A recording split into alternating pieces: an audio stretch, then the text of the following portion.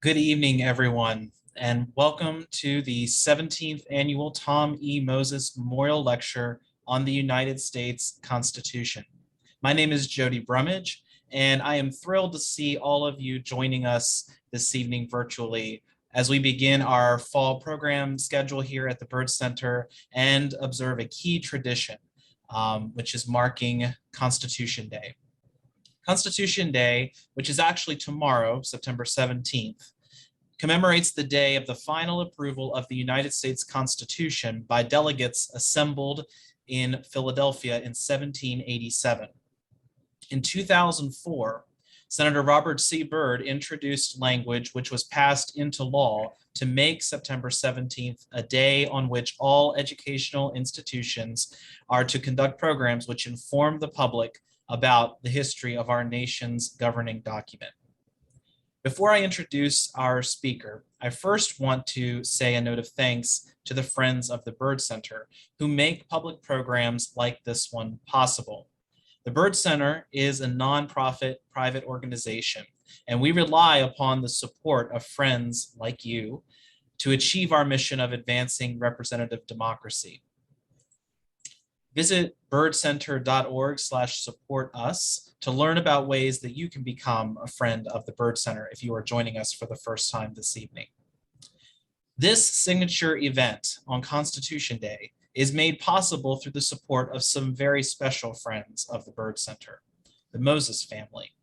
Tom E. Moses was a longtime civil libertarian, a housing and civil rights activist, and founder of the Eastern Panhandle branch of the ACLU, West Virginia.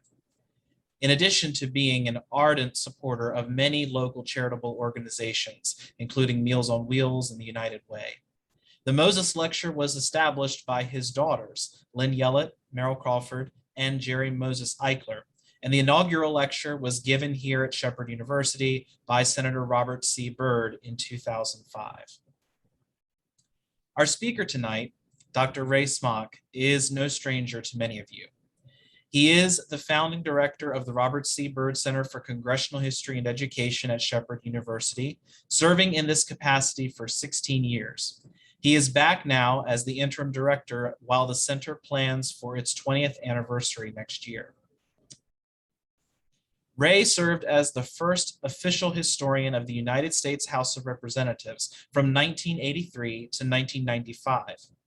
His original assignment was to be the chief planner for the House of the bicentennials of the Constitution, the Congress, and the Bill of Rights. He served under three House speakers, Tip O'Neill Jr. of Massachusetts, Jim Wright of Texas, and Tom Foley of Washington State, and was the Speaker's representative on the Presidential Commission on the Bicentennial of the Constitution, chaired by Chief Justice Warren Burger. He received his PhD in American history from the University of Maryland in 1974.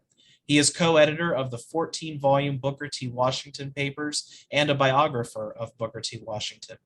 He is a co-editor of the 2-volume study conducted here at the Byrd Center, Congress Investigates, A Critical History with Documents, and is also editor of Landmark Documents on the U.S. Congress, published by Congressional Quarterly Press. He was a major consultant to the National Constitution Center in Philadelphia, where he worked on the initial draft of the exhibit halls and consulted with artists and sculptors on the creation of Signers Hall, a feature of the Constitution Center containing 42 life-size bronze statues of the signers of the Constitution. He was senior historical consultant to Boston Public Television's 20-part series, A Biography of America, funded by the Annenberg Foundation, and has made frequent appearances on C-SPAN. Ray's talk this evening is titled Re-Energizing the American Experiment. Now, once Ray concludes his lecture, we will have time for a question and answer discussion, and I invite you to enter your questions into the chat box. That way I can see them and I will share them with Ray when we get to that part of this evening's program. And so with that, it is my pleasure to welcome Dr. Ray Smock, the Byrd Center's 17th annual Tom E. Moses Memorial Lecturer on the United States Constitution. Thank you very much, Jody. And also let me add my thanks to the Moses family for their long support of the Byrd Center and of this particular lecture. We need to re-energize the American experiment, and that means a fresh look at our politics, our government, our history, our educational system, and even ourselves as citizens. And this is a very tall order. And what I hope to accomplish in this Constitution Day lecture is to suggest some of the things that you might want to be thinking about as we think about the Constitution and the state of our union. To talk about re-energizing the American experiment suggests that perhaps it's low on energy, maybe that the United States is in low battery mode and needs to be recharged. But whose charger do we use to get back to full power? And what does full power really mean? You often hear that our politics today is as divided as any time since the Civil War. So I will begin the setting of this stage for this talk with what Abraham Lincoln said in his message to Congress in 1862, when he said that, when he talked to members of Congress, and what he said then was as appropriate then as it is now. Lincoln: the dogmas of the quiet past are inadequate to the stormy present. The occasion is piled high with difficulty, and we must rise with the occasion. As our case is new, so must we think anew and act anew. We must disenthrall ourselves, and then we shall save our country. Fellow citizens, Lincoln continued, we cannot escape history. We of this Congress and this administration will be remembered in spite of ourselves. The fiery trial through which we pass will light us down in honor or dishonor to the latest generation. And then Lincoln said, we know how to save the Union. The world knows we know how to save it. In giving freedom to the slave, we assure freedom to the free. I have always liked the idea that we must disenthrall ourselves if we're to save the country. It was true then, it's true today. Thinking old ways, the status quo, are not going to save us. In effect, Lincoln was telling us that the country needed a good dose of critical thinking. To disenthrall means to free yourself from bondage. He was talking to Congress, to white men. It wasn't just slaves who were in bondage. It was white people who were trapped in a state of unfreedom because of slavery. In our time, we must take a hard look at where we are, overturn sacred cows, fight myths and lies that divide us, and think and act anew. This takes guts and new energy. The persistent problems of the past are holding us back from dealing with the tremendous existential problems of the present and the future. There are two other phrases in Lincoln's message that I want to dwell on just a bit more. We cannot escape history. His generation would be judged down the ages, just like ours will, if we can't solve our problems. Yet whose history, whose narrative will prevail? For some time now, we have been engaged in history wars and culture wars, where competing narratives of American history are contested in our schools and in our politics. Just last week, a massive statue of Robert E. Lee was taken down from its place of prominence in the former capital of the Confederacy in Richmond. For 131 years, it stood as a symbol of the lost cause. New narratives are starting to take place of the old. If only the victors write history, as the expression goes, how did the Confederate narrative last so long? Why is it still such a contentious part of our history? Why are we still fighting the Civil War in so many ways? Have we not disenthralled ourselves of that war? The third insight into Lincoln's message to Congress gives us the answer to our dilemma, his dilemma. It's the most important idea. I've already said it. We know how to save the Union. In giving freedom to the slave, we assure freedom to the free. Slavery was abolished, but not white supremacy. My late friend, the Pulitzer Prize-winning historian Michael Caiman, wrote a brilliant book about the Constitution, published in 1986, and its title was A Machine That Would Go of Itself, The Constitution in American Culture. His book helped me understand how earlier generations of Americans thought about the United States Constitution. The book documented how each generation since the founding have done in greater or lesser degrees the following: taken the Constitution for granted, ignored it, turned it into a frozen icon, declared that God wrote it, or at least inspired it, and then made it an object of worship. Americans have argued, especially since World War II, over how to interpret it when it comes to civil rights and burning cultural issues like the right of gun owners and the constitutionality of a woman's right to have an abortion. These issues have divided us like no others for more than a half a century. Caiman's book was taken, a title was taken from the quotation of the poet James Russell Lowell in 1888, that the Constitution had been a machine that would go of itself, a perpetual motion device so perfectly crafted that it needed no further attention. It was about that same time that a young scholar of Congress, Woodrow Wilson, later the President of the United States, had a different view of the Constitution, saying it was a living document that needed to respond to the needs of each generation. In saying that, he was echoing Thomas Jefferson, who never thought the Constitution should be set in stone and thought it would be amended regularly. Today, we still have these two schools of thought about the Constitution. Some see it as a perfect clockwork machine that needs no fixing or tampering, while others see it as a living document, flexible enough to change when necessity arises. These two views, in general, have been broken down in our time into liberal and conservative camps. Liberals tend to talk about the Constitution as a living document, while conservatives tend to see it as needing no fixing beyond what the founding fathers themselves provided. Since the mid-1980s, conservatives have turned to the theory of originalism, or original intent, to claim that the only way to interpret the Constitution is through the intentions and meanings of the words used by the founders in 1787.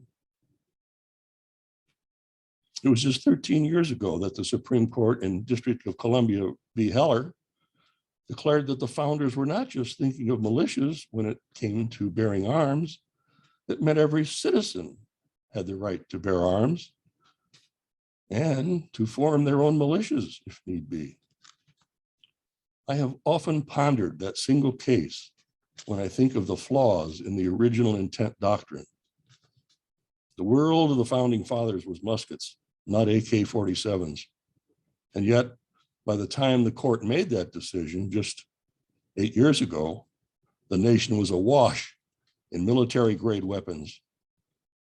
And I'll come back to the Supreme Court a little bit later. Our failure to disenthrall ourselves keeps us from advancing. And this failure continues to haunt the nation and threatens us again, like no other time, truly, like the Civil War or Reconstruction. When we say it's not like the Civil War, we should add Reconstruction, because Reconstruction is where modern America began, whether we like it or not. As we gather this evening, the Capitol of the United States is surrounded with protective fencing in anticipation of another rally defending the January 6th insurrectionists who, 30,000 strong, carried the Confederate flag into the Capitol and tried to stop a constitutional process. This past Saturday, as the nation paused to reflect on the tragedy of 9/11, former President George W. Bush speaking from the Pennsylvania site where Flight 93 went down, warned the nation. There is little cultural overlap.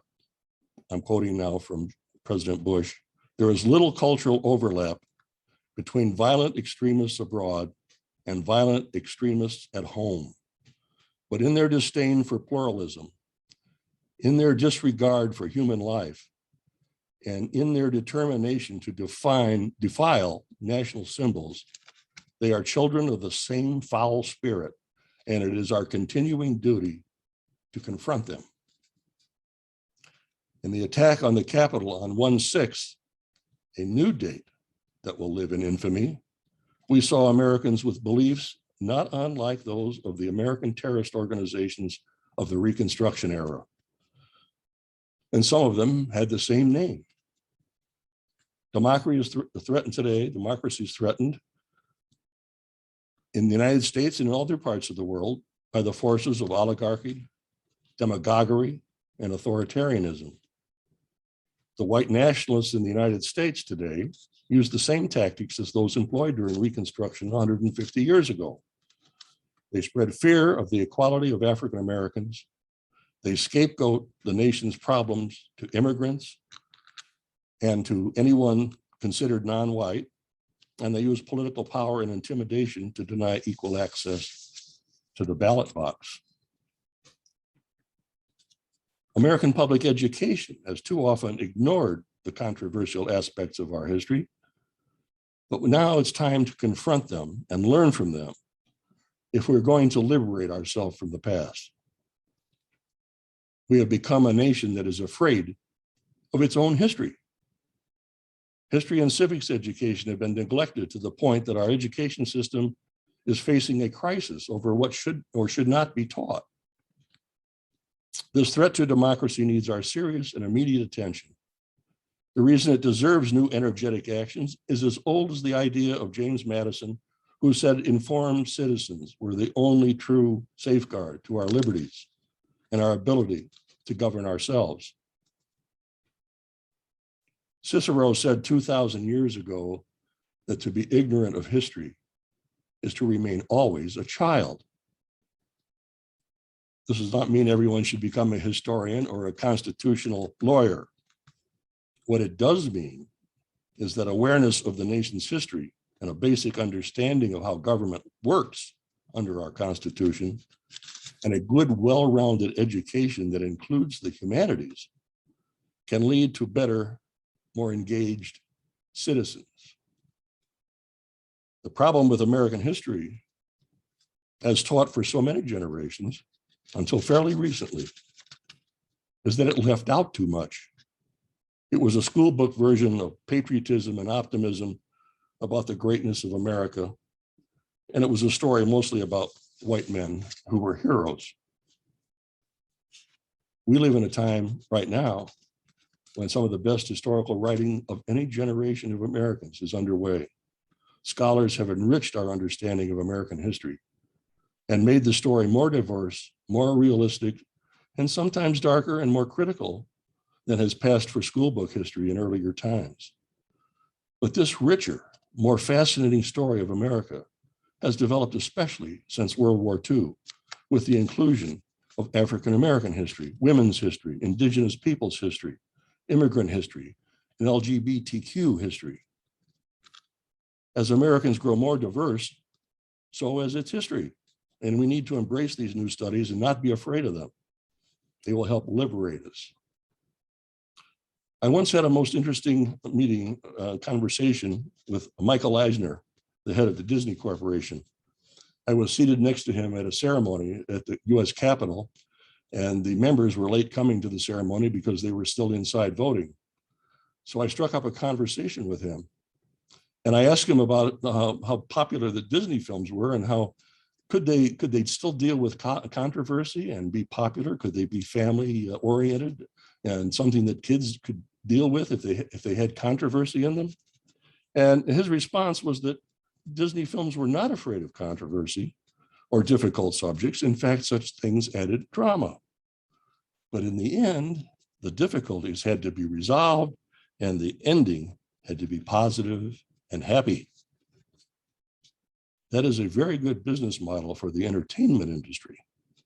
It is not a good model for American history or for civics education, where the goals are not entertainment alone, but knowledge that can be used to make things better. Civics ultimately is about providing skills and knowledge that citizens can use, that elected officials can use to get things done for the benefit of the people. History and civics give citizens the tools to cut through false narratives and political propaganda, no matter who is peddling it. I see promising signs of new energy in history and civics education coming from philanthropic foundations and organizations that see the growing needs of democracy and government stability. The recent released two-year study by the U.S. Department of Education and the National Endowment for the Humanities calls for a renewal and a re-energizing of American history and civics education. The report, which I highly recommend to you, is called Educating for American Democracy. You can find it online just by Googling that title, Educating for American Democracy. Read the whole report, or at least read the executive summary.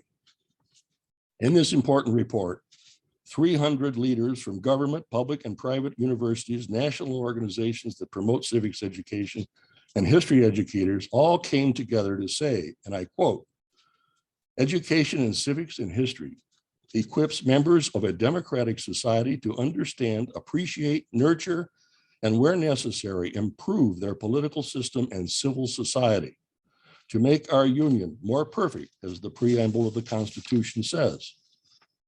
This education," the report continues, "must be designed to enable and enhance the capacity for self-government from the level of the individual, the family, the neighborhood, to the state, the nation, and even the world." The report states that history and civics education have been neglected in our schools, which have in recent years focused on STEM programs.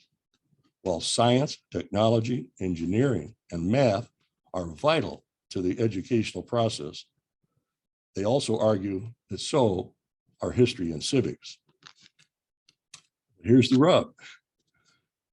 We have, without much controversy, developed standards for what we teach in STEM education. But our political dysfunction and division has made it difficult to find common ground for our history narratives. We do not seem to be able to have a national dialogue about history and civics. The nation is badly polarized on these subjects, and many citizens question the need for history and civics as not being practical enough to find a job where STEM education might lead to a good job.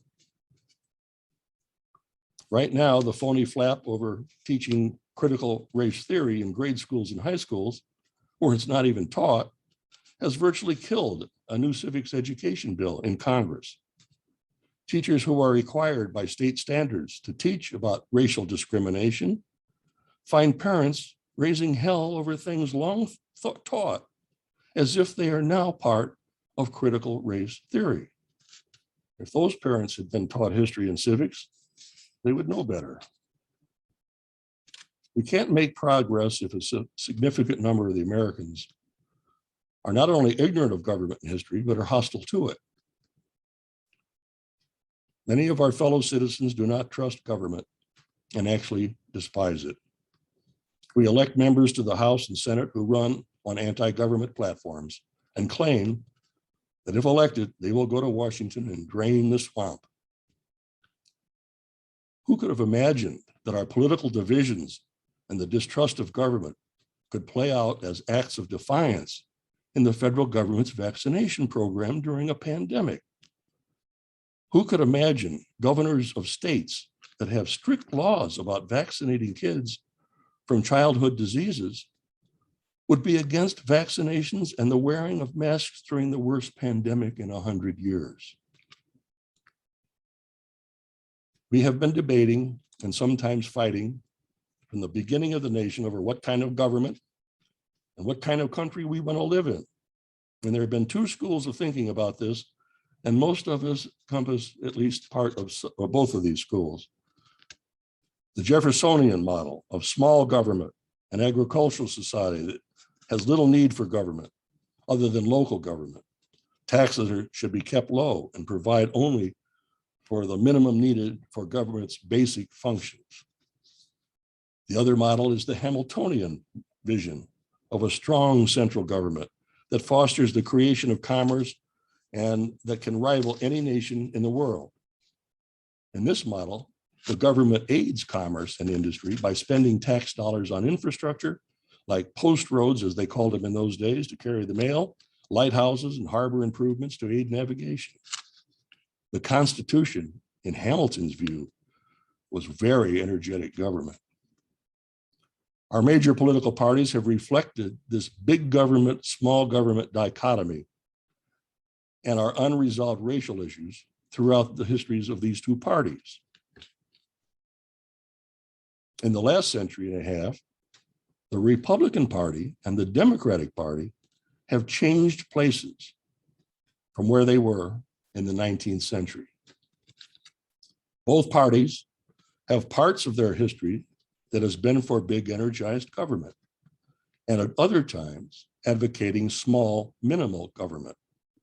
Both parties have at times championed a solution to the racial issues that plague us, and at other times they have been the greatest impediment to civil rights. The Democratic Party issued its first platform in 1840, and it was all about limiting the power of the federal government. The Democrats were happy to have state government being dominant.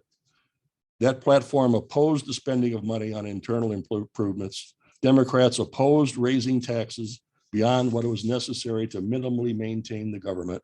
And the Democratic Party accepted slavery and was opposed to the slavery in the territories as it expanded, and they were opposed to the abolition of slavery.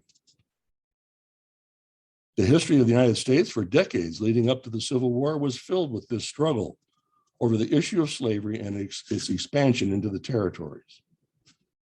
And as we all know, Congress made compromises with slavery in 1820 and 1850 that held the Union together but never solved the problem. The irreconcilable question, how can a nation be built on the idea of equality and still countenance slavery? By 1860, the value of the 4 million slaves in the United States was worth all the money in all the banks in the United States of America.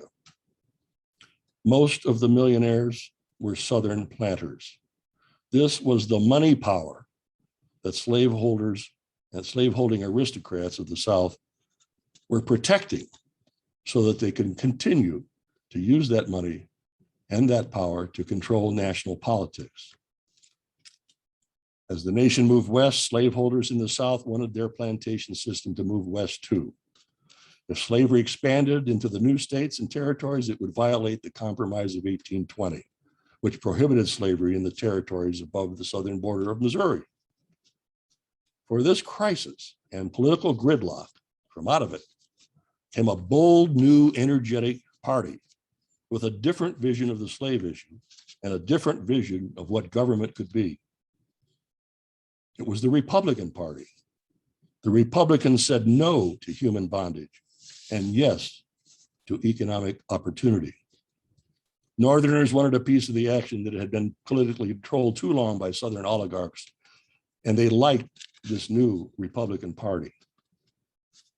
As the historian Heather Cox Richardson put it in her brilliant history of the Republican Party, quote, Northern men who aspired to better themselves rejected the idea that they were part of a permanent underclass meant to serve the rich. They reiterated the promise of the Declaration of Independence that every man was created equal.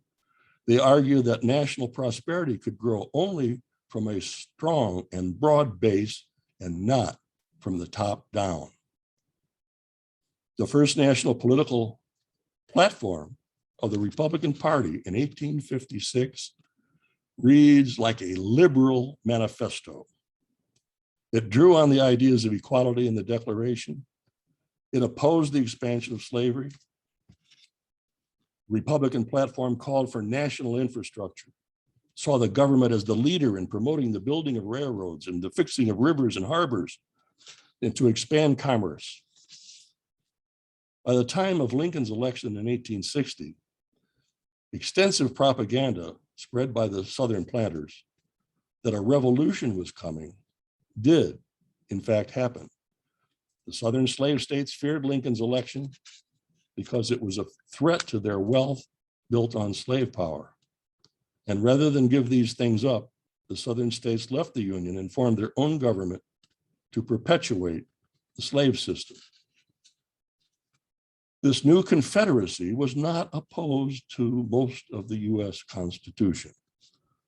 The one that the Confederate drafted was almost word for word like the US Constitution, except for two things: protecting slave property and preserving states' rights over the power of the central government.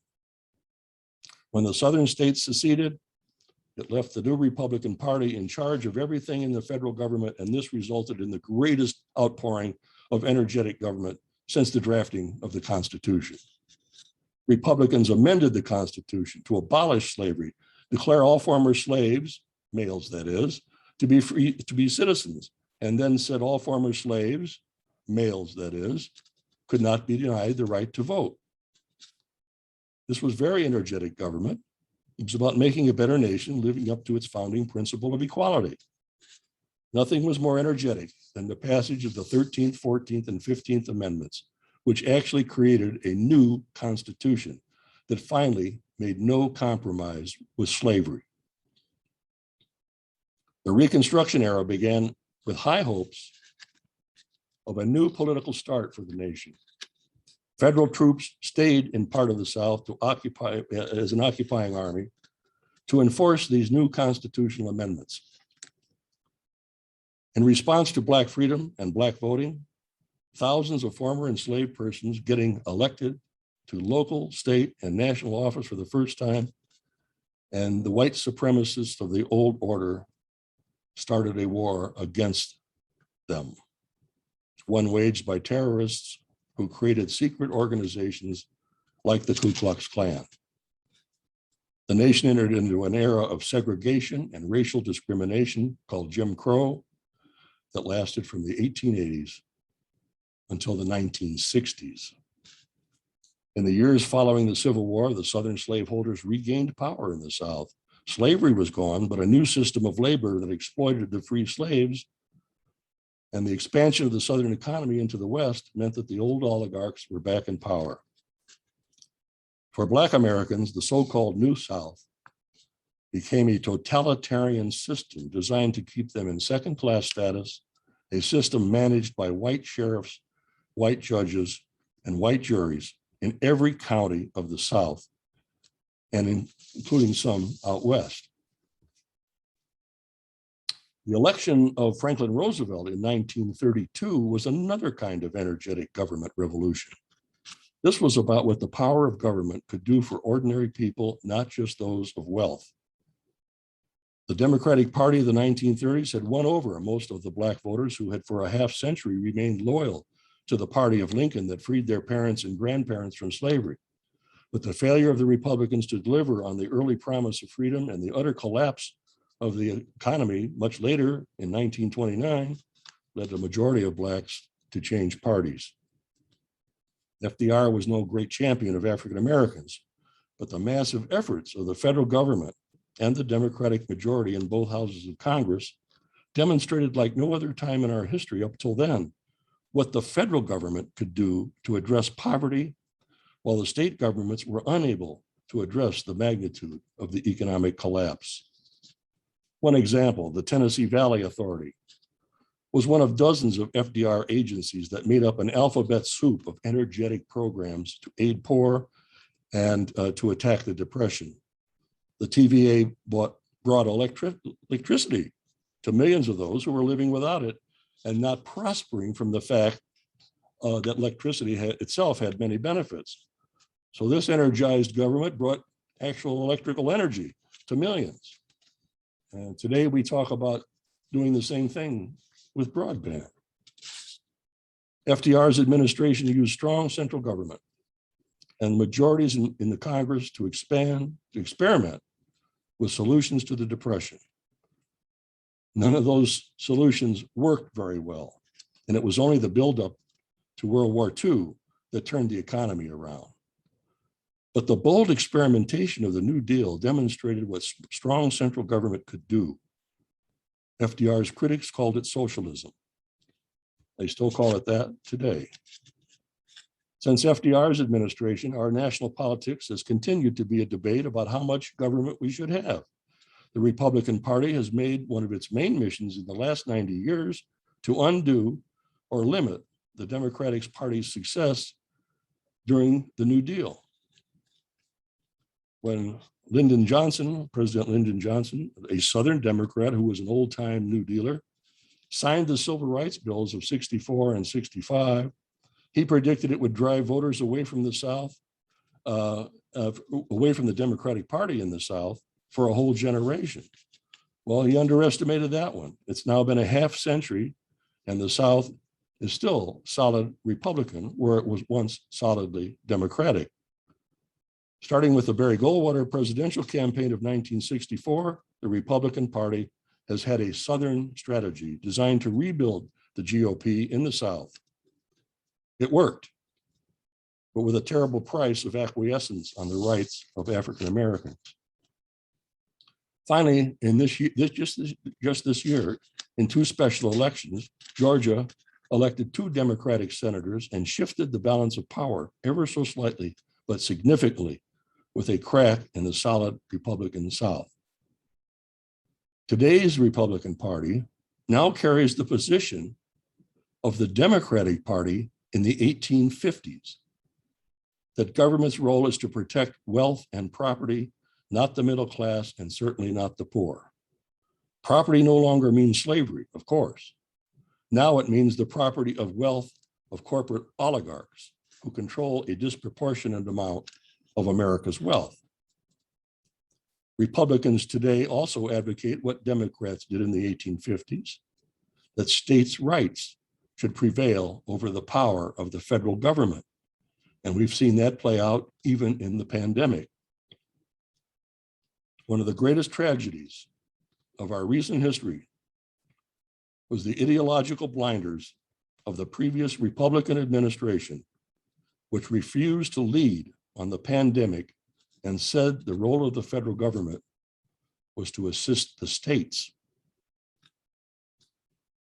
One way to re-energize government would be to see Congress restored to its central place in the constitutional structure. The founders clearly saw Congress as the leading branch of government, the place for debate, the place to set policy, the place to levy taxes, make laws, declare wars, determine the annual budget. Congress, a poet once said, is the fulcrum of us all, the balancing point of the nation. Yet in the last century, the executive branch has become the dominant part of government. Congress abdicated much of its authority to presidents of both parties who set the national agenda. Up until the 1980s, despite sharp differences in our two political parties, compromise was often achieved on major issues. Such was the case in the passage of the Civil Rights Acts of 1964 and 65, where Republican leader Senator Everett Dirksen teamed up with Senate Majority Leader Lyndon Johnson. The historian and political scientist James McGregor Burns said that the United States up until the 1980s had a 4-party system. There were liberals and conservatives in both parties. This made it possible for coalitions of Republicans and Democrats to get things done. And now for a few brief recommendations about how to re-energize government. The filibuster in the Senate needs to be reformed or abolished. This device for delaying the passage of legislation, theoretically so there would be time for more consideration and debate, has become a device to stifle debate and stop political action. The filibuster's function has been to block legislation, especially legislation related to civil rights. The filibuster used to require the senators to get on the floor and talk and debate endlessly as long as they could hold the floor. But now, today, a filibuster has morphed into an easier delaying tactic, where a single senator can put a hold on legislation without even going to the floor. They can do it by phone. They block legislation by simply declaring their opposition. And until the Senate can get 60 votes for a cloture vote to end the filibuster, there is no way to get to a vote on the bill itself. The filibuster prevents energetic government. It brings the legislative process to a halt. The filibuster is an anachronism of the past that serves no place in a Senate that's charged with dealing with the serious matters before the nation. And the filibuster is not in the Constitution. It is a Senate rule. It could be abolished if there was the political will to do it. And right now, we don't see that that political will exists. The argument that the filibuster protects minority rights does not stand up to the historical evidence that it has been used primarily to keep minorities of citizens from getting rights. So how do you define which minority is being protected? Do we protect the minority in the Senate? Or should we protect American democracy and the voting rights of the entire nation, not just senators? Here's another way to re-energize Congress and bring more democracy to the House of Representatives. Why not increase the size of the House of Representatives? Why not have smaller districts that represent only 200,000, maybe 300,000, instead of the 600,000 plus that each district now has? We are a more populous, more diverse nation than any time in our history. We need that diversity in the House. This would not take a constitutional amendment. The number of House seats is set by law. Congress could change it. The law has not been changed for 110 years when it was set at 435. In that time, the population of the United States has gone from 92 million to 333 million. In 1911, when the number of seats in the House was set, women did not have the right to vote. It was Jim Crow America, with blacks driven from the polling places and from office holding. The United States has one of the smallest legislative bodies among the developed nations. The British Parliament has 650 members, representing only 67 million citizens. The German Bundestag has 598 members, representing 84 million citizens. The French General Assembly has 577 members, representing 65 million citizens. Our neighbor to the north, Canada, has a smaller parliament than our House of Representatives at 338, but that's only for 37 million people. We could energize our democracy and kill gerrymandering at the same time if we made the House more representative with more seats. Maybe we should change the Senate too, but that would take a constitutional amendment, a harder hill to climb, but possible if we are serious about expanding American democracy. Finally, let me suggest one more way to energize government. I said I would get back to the Supreme Court. What I will suggest was tried before 84 years ago, and it was a big flop. We do not need a constitutional amendment to change the number of justices on the Supreme Court. The number, like the number of members of the House, can be changed by law. When Franklin Roosevelt suggested the idea, it was met with derision from Republicans and Democrats alike. FDR was fighting a conservative court of old justices, all men, of course, who frequently declared the energetic actions of the New Deal Congress and the actions of the president to be unconstitutional. The political disaster came to be called court packing. And it was a bad idea, his critics said, because it politicized the court, which was supposed to be outside of politics. I do not subscribe to the notion that the high court is somehow higher than the other two branches or less political. the Supreme Court is not detached from politics, quite the opposite. The Supreme Court decides the hottest political issues of the day on a regular basis. There are plenty of examples of the political bias of the court in cases as old as the Dred Scott decision of 1857 that said blacks could never be citizens, to the more recent case that I mentioned earlier, District of Columbia v. Heller, which declared the right of militias to bear arms to apply to individual gun owners. If the Supreme Court is supposed to be aloof from politics, why do appointees of the court come from presidents of the United States with confirmation by the senators, the most political of creatures? This constitutionally prescribed process apparently assumes that presidents and senators will always be neutral in providing the best candidates for the Supreme Court. Do you see any neutrality in the recent appointments to the court? The number of justices on the Supreme Court has been changed for political reasons in the past. The number started at 6, was lowered to 5 by outgoing President John Adams and his Congress to keep Thomas Jefferson, the incoming administration, being able to appoint too many seats. Jefferson's Congress raised the number of Supreme Court justices to 7, got it to as high as 10 during the Civil War, and in 1869, the law was set at 9, where it remains to this very day. We need a larger Supreme Court to deal with a larger, more diverse, more contentious nation. The court should have a greater workload and handle more cases in a timely manner.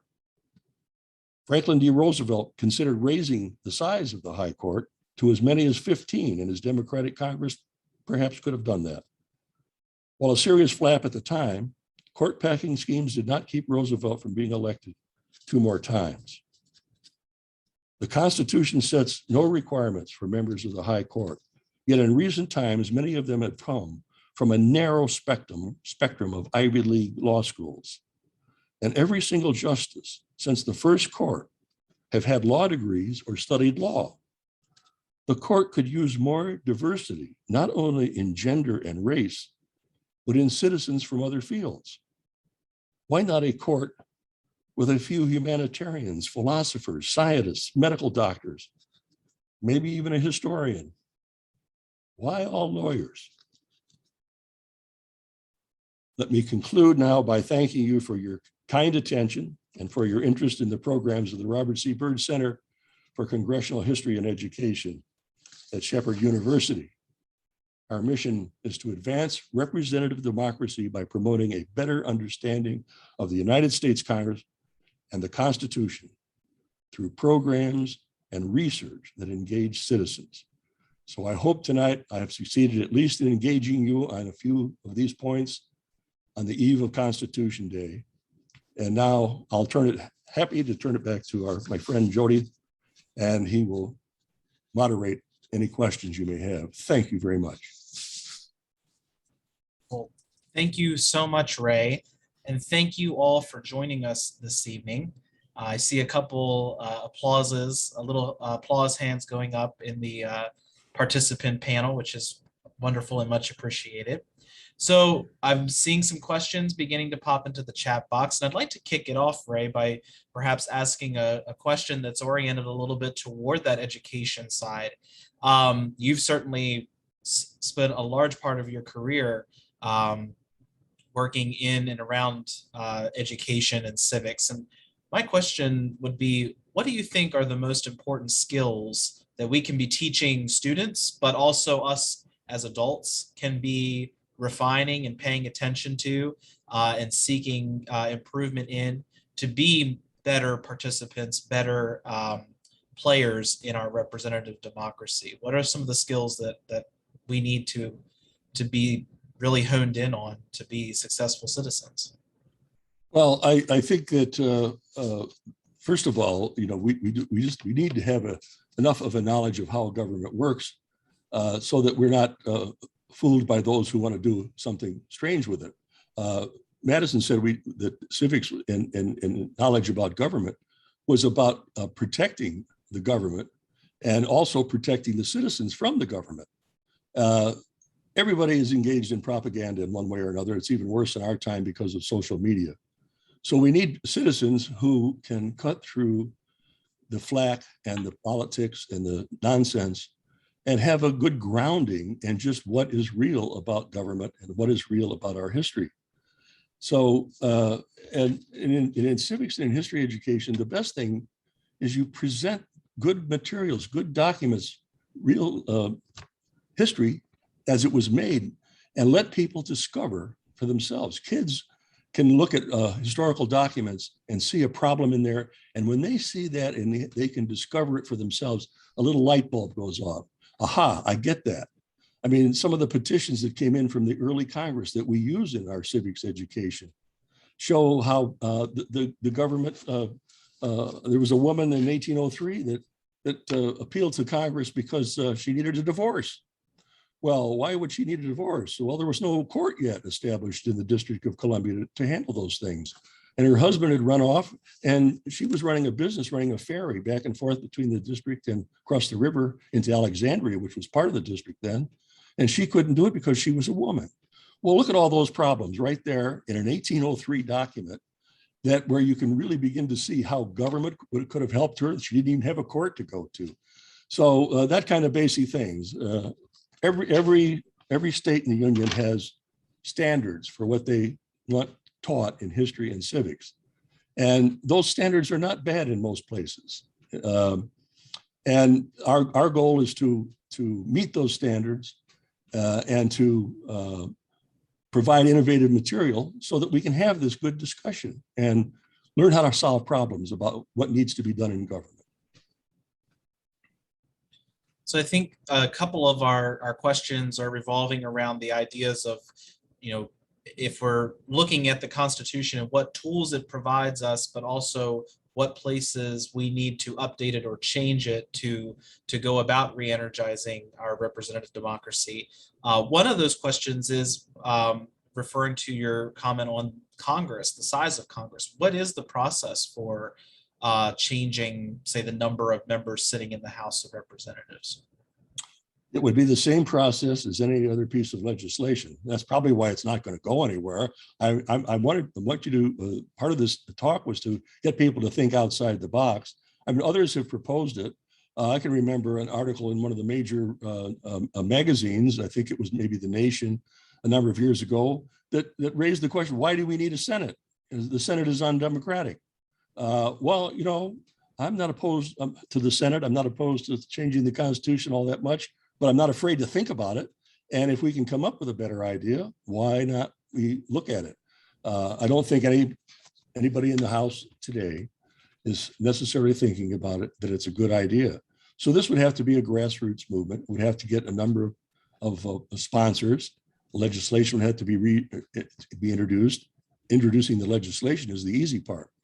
So it's an idea, maybe not one whose idea has come, but when I look at the government and I look at the dysfunction and I see where it is, and of course we've talked about gerrymandering forever as a system that both parties have used to carve out districts that are safe seats for them, whichever party it is. Be a lot harder to do if you had a lot more districts to carve up. It would put a real crimp in the whole concept of gerrymandering, and I think increase actual democracy. So another question that we got is speaking to the judicial branch. It says that Ellie Mistel suggests increasing the Supreme Court to dozens of members, where cases could be heard by a randomized set of justices sitting on the bench. And the person suggesting was wondering, what do you think about that proposal? Do you think that could help to move beyond some of the partisan gridlock that we see in the judicial branch? I see no reason why the entire history of the United States should be in the hands of so few people. Now, of course, there's always an out to the legislative branch. If the Supreme Court declares a law unconstitutional, then it's up to Congress to find a way to get the same job done in a constitutional way and address the issues that the court raises. And of course, that's been true throughout our history. We found ways to do that. But if you look at the history of this Supreme Court, it's way too small for a country this size, and especially one of diversity. There's only been, I think, I might be wrong, off by one. I think there's only been 18 Chief Justices since 1789. I think there's only been about 105 or 106, 107 maybe justices. The entire history of the United States has been solved by, 150 people. And of course, a lot of clerks and a lot of other people. Obviously, the Supreme Court is bigger than just those folks. But that is a bottleneck in democracy, or it can be. And it certainly is right now, as far as I'm concerned. That's my personal opinion. So one of our audience members has asked a question sort of in reference to that sort of age-old debate that you referenced, which is the idea of where should power live and be, and how should it be divided between the strong central government and the respective state governments. And the audience member asked, is there an example in our history where the decentralized approach, or the idea of the states' rights approach, offered a better means to address problems that were dividing our nation? That's a good question. I don't think I've thought about it as much in that context, being for a strong central government and being a Hamiltonian myself. But I don't know when that would be. Our crises, our major crises, have usually happened when the central government was not doing a good job, and the central government had to come in and bail out a weak or decentralized government. There's certainly been lots of times in our history when the government has not been progressive in any sense, whether it's liberal or conservative view of what progressive might be. I mean, at the turn of the last century, or in 1890s, or up to about 1904 or 5, the House was almost all legislation was stopped because the speakers at that time had so much power. They were called czars, Russian czars, and they basically blocked most of the progressive legislation that was trying to come out of both parties, including the Republican Party. And finally, it was the Republicans who broke the power of their own leaders when they got rid of Uncle Joe Cannon, the Speaker of the House, and were able to then move forward with legislation. So, but in terms of small government working, I don't think it ever worked. It did work during the Confederation period. Before we had the U.S. Constitution. It worked only to the extent that the colonies, the states, coalesced enough to win the American Revolutionary War. So you could argue that was a weak government, the Articles of Confederation, but that they pulled together. But it left more problems in its wake than not. So that would be the short answer. Look at the Confederation period. Before we had the U.S. Constitution in 1789, look at the period from 1776 to 1783 when the war was over, and then you'll find that the states were contesting with themselves, fighting over with themselves, and not wanting to pay any of their bills to fight the revolution. So, an audience member has said, excellent lecture. Which would you say is more probable and or preferable? Returning to an era of more ideologically diverse two-party systems, or seeing and sort of working to embrace the emergence of third or fourth or additional parties into the sort of political playing field today? I'm really an advocate of a strong two-party system, but where both sides have not lost the ability to compromise. One of my ideas that I proposed to increase the size of the House of Representatives would automatically lead to coalition building. It could lead to new parties, It doesn't have to end up with a parliamentary system like England or Israel or something where the governments are formed and then reformed depending on the shifting winds of coalition building. I'm not sure that we want to adopt a system like that, but increasing the size of the House would increase diversity, lead to more deal making, if nothing else, and possibly lead to the creation of new parties. Our two-party system can work, but it worked best, as James McGregor Burns said, when there were liberals and conservatives in both parties. Why does one party have to be all conservative? One party has to be all liberal? It's not really that way. When you get right down to issues, you see a lot more a difference when you get down to individual members and individual issues. But it seems like, of course, with a divided Congress like we have now, only a few House, a majority in the House, few members, 8 or 10, whatever it is right now, and an evenly divided Senate. This is a formula for gridlock. So let me find it here. One of the questions that came from an audience member was, do you think it is essential for energizing our experiment in American democracy to promote the concepts of the common good or public interest? And if so, do you know of any proposed strategies that are seeking to do that might be effective? I'm a great believer in what it says in the preamble to the Constitution, that the purpose of government, the purpose of the Constitution, is to provide for the general welfare. And that didn't mean welfare programs. It meant the general welfare of the nation, whatever it took, a proper defense, a good defense, happiness. They talked a lot about happiness. George Washington said that the Constitution was perhaps the last great experiment in where government could bring happiness to the people. I would love to see happiness be part of the formula. I don't know if very many people are happy about government or what it's doing. So it is important to think of what is good for the whole nation.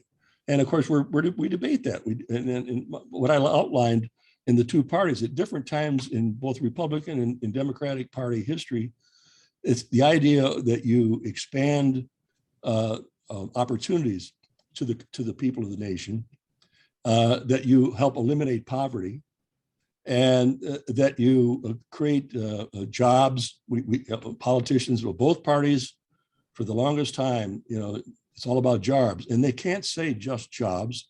They have to say it 3 times: jobs, jobs, jobs. And so, assuming jobs are supposed to be happiness, jobs usually mean better prosperity, and it doesn't mean happiness. So I'm not opposed to jobs by any means. But how we define what is the general welfare.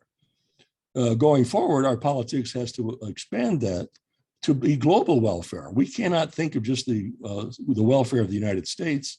I mean, the global warming and the issues that we're facing there, we have to form new kinds of coalitions with all kinds of governments, including some of our worst enemies on the planet Earth, and figure out a way to forge some sort of a consensus to save all of us. And that's going to require a functional government, not a dysfunctional one. And so that's a huge challenge. The general welfare is not a bad idea. Those 52 words of the preamble to the Constitution are the single best formula about what government should do for the country. And it still holds up. Well, and I think some of our audience members have been commenting about some of the opportunities that we can find in our system. When we're talking about the times in American history where a stronger central government has sort of helped to uplift the nation in times of crisis. Some of our commenters have also mentioned that within that federal system, where we see the benefit in the localized or the state or regional power, is that sometimes some of the more bold and experimental efforts to address societal problems begin there. One commenter mentioned about the how environmental laws in some states are stronger than they are in others, and they become the building blocks to more sound and effective national policy. But we have to have the central, the federal government needs to be willing to look to those examples and take them up and make them into broader policy that lifts all boats, rather than leaving it just to everyone to sort of fend for themselves. If the pandemic hasn't taught us anything, maybe not enough lessons yet, but the fact that the states, any states' rights idea or any idea that the states could solve this problem was ridiculous. They didn't have the money, they didn't have the taxing power. In many cases, they didn't have the leadership, they didn't have the wherewithal. The government has the power of to borrow money and do it in big ways. We fear deficits, but I fear the consequences of not acting more than I fear deficits. After World War II, we had a huge deficit, but it disappeared. And at different times in our history, we've had big deficits, and those are used as political tools. I say spend the money that's necessary to get the job done and to look forward into the future. Most of these big bills, like the one that we're talking about now, $3.5 billion, that's over a 10-year period. It's not like we're suddenly going to spend $3.5 billion tomorrow. We have to think globally. We have to think big. I've seen some estimates that to even begin to address global warming is a $24 trillion for openers. We haven't even begun to think that way. We're still, worried that our deficit's going up. We can't do anything. We create our own hidebound situations and then wring our hands that nothing can be done. We're not bold enough. We're not energetic enough. We're not thinking big enough. And quite frankly, if I sound like a big spending New Dealer right now, so be it. We're not spending enough. So I think we have a couple questions that have come through that I think are telling, kind of urging us to really expand how we conceive civics. And of course, we think about it at that national level and what the Constitution says. But as one commenter has said, we can't even conceive of a United States when we not only demonize our political leaders, but our next door neighbors. How do we even find common ground for civil debate to decide the common good? Does civics really begin at home? Does it begin in our own neighborhoods? How can we really begin to find that common ground so that we can begin to affect broader change? That's what the new report, Educating for American Democracy, says. It begins at home. It's down to the individual. It gets to the family. We've always been divided on a lot of issues, and it gets down to the family level. There's always members of families. In some families, they say, oh, we can't talk about politics. We get together at Thanksgiving, but we can't talk politics. Well, that's a darn shame that they can't talk politics, because if we keep putting it off, if we keep trying to hide it, just like we try to hide our history, we don't want to look at the dark chapters. Let me propose a little exercise. This sounds like heresy. I'm going to be a heretic for a minute. Do some critical thinking on the Pledge Allegiance to the flag that members of Congress recite. They opened up with the pledge on the day on January 6th, with the pledge to the flag, and critically analyze each part of it. Pledge allegiance to the flag of the United States of America and to the republic for which it stands. Are we a republic? Are we a true federal government that reaches across and equally covers the whole nation? Most of our history, we've been more than one republic. There's a new history out called American Republics. I mean, you could argue that Texas is trying to go back to the days when it was its own republic, back in the 1840s right now. So are we one republic? So right away in the first part of the pledge, you get a problem with the republic, a definition of a federal government system, a republic where the people are in control. Are the people in control, or should we say, I pledge allegiance to the flag of the oligarchs of the 1%? So have it at it like that, and go through the whole thing and ask the question, are we one nation? And are we indivisible? Do we have liberty and justice for all? The whole point of my talk this evening was to say that the fundamental unanswered question is equality of everyone, of all genders, of all races, of all sexes, of every kind of combination.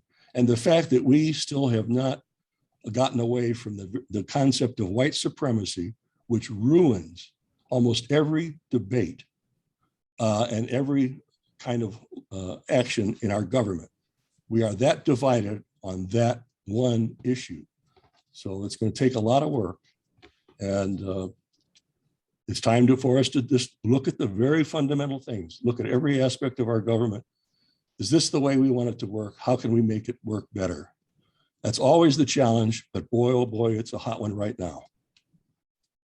Well, I think that is an excellent way to wrap up this evening's program. We certainly appreciate your thoughts, Ray, and your experience and your leadership, and the challenge that you've given all of us to consider. We are all equal players in this experiment, and so it's on all of us to be ready to re-energize, to be imaginative, to consider critically what can really make our experiment in government more truly representative for everyone. So thank you so much, Ray. Thank everyone who was with us tonight. Thank you for your good questions. I am only sorry that we couldn't have the Byrd Center auditorium where I'm standing all by myself, filled with all of you, many of you who I know, and some that I have yet to meet and would love to. And I hope very soon that we'll be able to do that again, where we can really do it eye to eye instead of through Zoom. But I'm glad that we could have it, and glad that we had this opportunity. Thank you all very, very much. Yes, thank you all so much for your continued support of the Byrd Center. And I hope that you will join us for our upcoming programs in the coming months here at the Byrd Center. Our next program is coming up on Thursday, October 14th at 7 p.m. We will be welcoming historian Patricia Sullivan to discuss her book, Justice Rising, Robert Kennedy's America in Black and White. And then I also invite you at the end of next month on October 27th to join us for the Essential Kerner Commission report with historian Jelani Cobb. So you can find out all the information about those programs and all the initiatives that the Byrd Center is working on at our website, byrdcenter.org. And we look forward to seeing you all again soon. Have a great evening. Thank you so much.